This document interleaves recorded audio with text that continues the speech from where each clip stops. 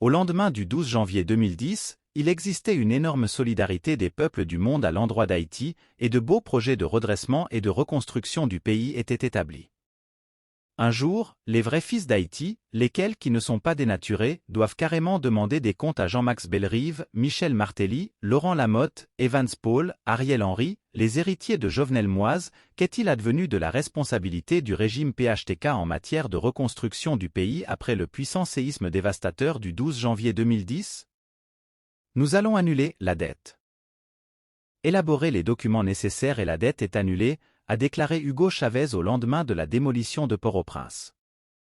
Monsieur Chavez participait à Caracas à une rencontre à l'extraordinaire des ministres des Affaires étrangères de l'Alliance bolivarienne des Amériques, ALBA, sur Haïti.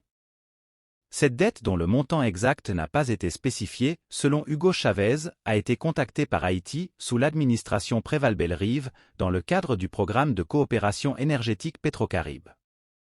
Selon des données du Fonds monétaire international, FMI, la dette d'Haïti avec le Venezuela, son principal créancier bilatéral, atteint 295 millions de dollars, sur une dette totale d'1 milliard de dollars. Rappelons que le programme Pétrocaribe dont les fonds ont été détournés et dilapidés par une vingtaine d'apatrides du régime corrompu PHTK, a été lancé en 2005 par le Venezuela, premier pays exportateur de brut en Amérique latine, dans le but de fournir du pétrole à des tarifs préférentiels aux gouvernements amis de la région qui ont un délai de 25 ans pour payer une partie importante de la dette, à un taux d'intérêt de 1% annuel.